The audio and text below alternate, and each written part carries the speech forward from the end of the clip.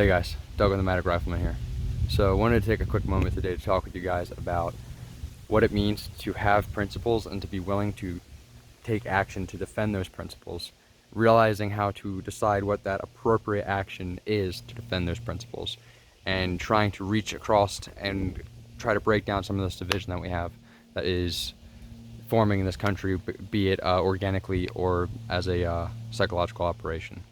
Because if you are of the mind, as I am, that this is a psychological operation intended to break down the Republic of the United States, then we, as people that recognize that, need to be doing everything in our power to stop that from happening.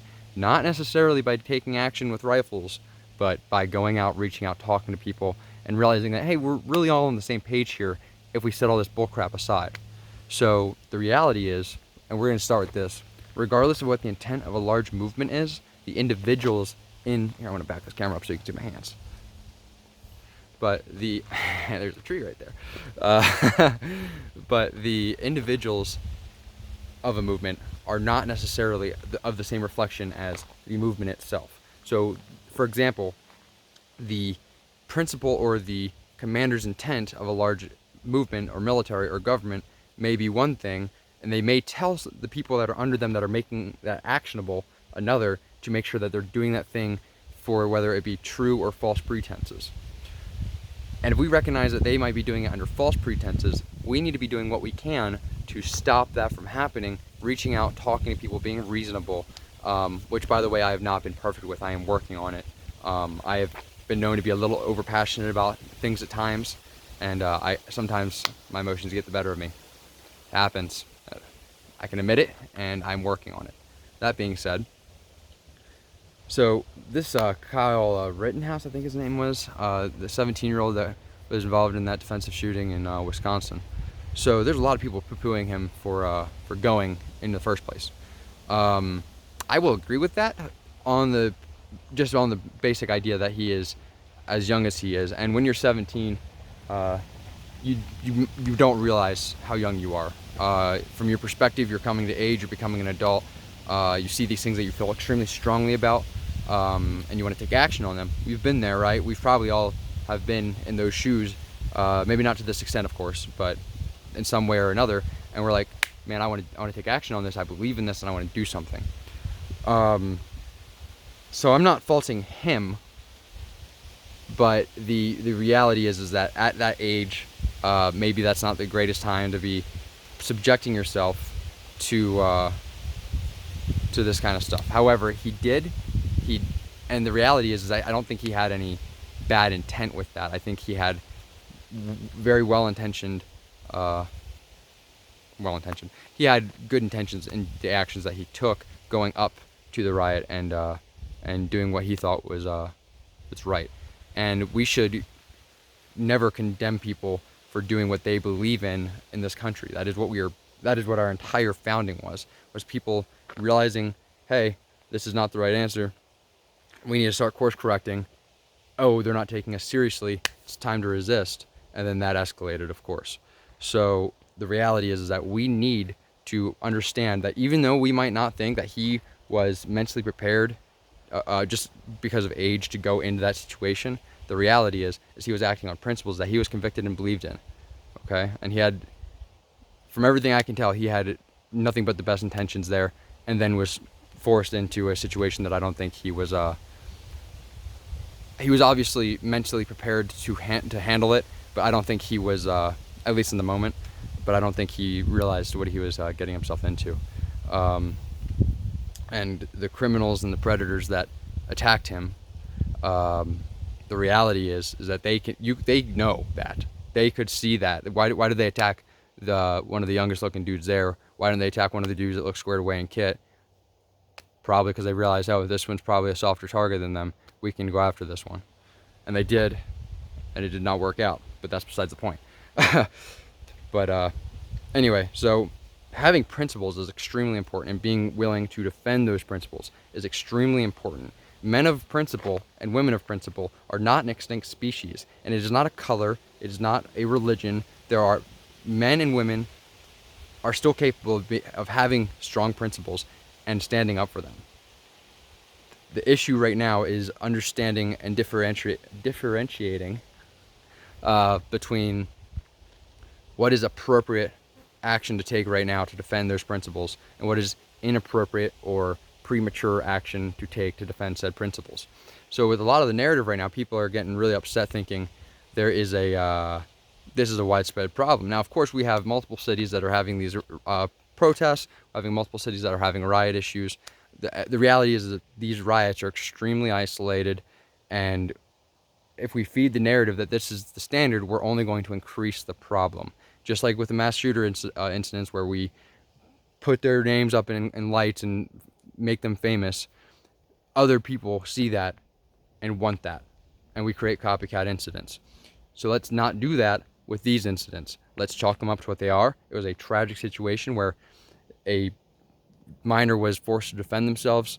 Whether or not you agree with his actions, I guess defines who you are as a person, because the reality is that we all have the right to self-defense, regardless of circumstances, unless you're a communist. So, that being said, right now, it is not the time necessarily to be throwing on kit, grabbing rifles, and going and doing the things. You do need to be training to be able to do the things, but that has always been your responsibility as an American to be capable of taking up violence on behalf of the Republic and the Constitution. That is, just because you need to be doing that right now, it's no different than it was 6 months ago, 2 years ago, 10 years ago. Those are things you need to be doing as a man in this country, as part of the unorganized or organized militia, or the federal military, or law enforcement. All these people, even if they don't have the perception that they may be going into war or conflict or a defensive shooting or anything, they still need to be treating it as if they are, because the lifestyles in which they choose have the potential to become extremely devastatingly dangerous. And if you're not prepared for that, you're going to fail. And if you fail, you're letting your country, your communities, and your family down. So yes, we need to be training. We need to be preparing. Not because of this necessarily, though this has the chance to escalate, but right now, the actionable thing that we need to be doing to defend our principles as believers in liberty, as believers in this republic, is reaching out across, realizing that most of the people we talk to and interact with, and I'm guilty of this just as much as anyone else, but most of the people we talk to are perfectly well-intentioned, okay? Even if we think that the greater BLM movement is a Marxist movement or a psychological operation, that does not change the fact that the individuals in the action are, not the action, like, but the people that are protesting, the people that are being socially loud about Black Lives Matter, they are not, generally speaking, bad-intentioned people. And we need to be reaching across the aisle and talking with each other and realizing, like, hey man, we really might have a lot more in common than we think, but we're allowing ourselves to be divided by whatever sources are doing it. So that is the actual thing we need to be doing right now, unless you personally are being affected by these riots. Now, if you personally, or someone you love, or the community in which you call yourself a member of, are being affected by these riots personally, and people are in danger, their property is in danger, that's something you're going to have to decide for yourself. That's something your families are going to have to decide together. That's something you should be working with local law enforcement and figuring out, if you have the option, how to proceed to defend the rule of law in your area. But don't go running around trying to hasten the day saying you want to have some armed conflict in this country, because I don't think you have an idea of what that's going to look like. I know most of us have lived our entire lives with never having to worry about whether or not we had food, water, shelter, safety, security. All these things have always been provided for the vast majority of us. Most of us haven't been in situations where that is not the case. You will find very quickly that that is the case in armed conflict. And maybe that's not something you should bring on yourself. And if you're down with that, maybe that's not something you should bring on your family or your neighbor's family. If that becomes a reality, we should be prepared for it as Americans, to defend our republic and to defend our Constitution for the betterment of liberty for all. However, that is not the goal. And if that is your goal, you need to do some serious hardcore reflection on what the hell you're thinking.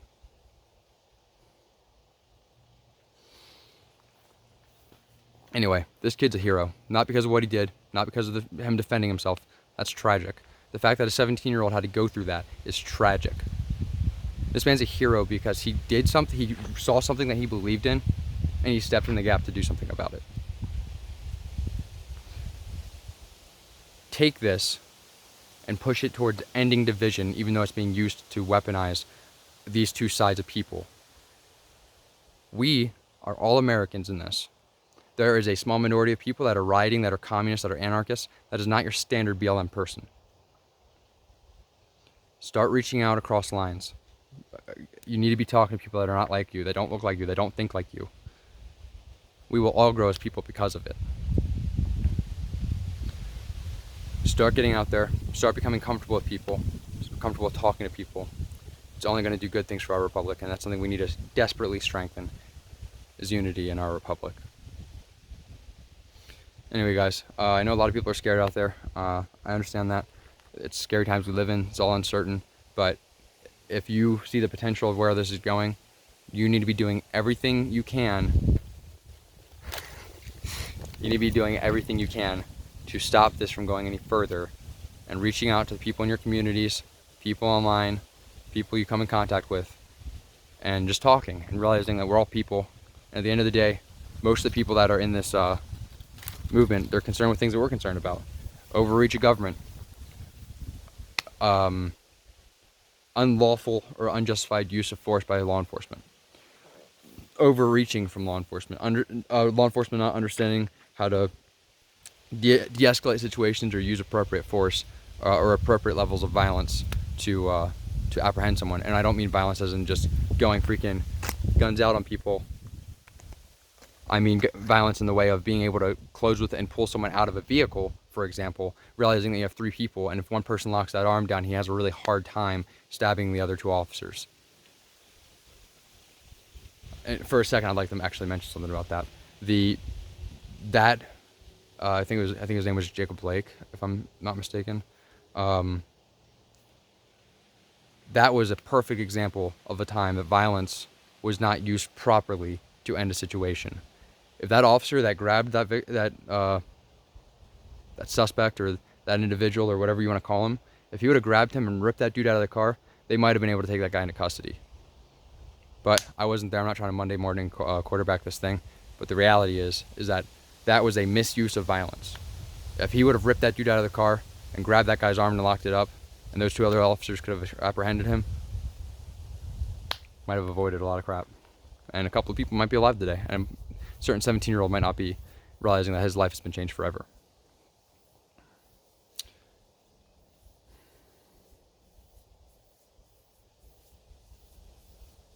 I hope you and your families are out there being safe. Love each other.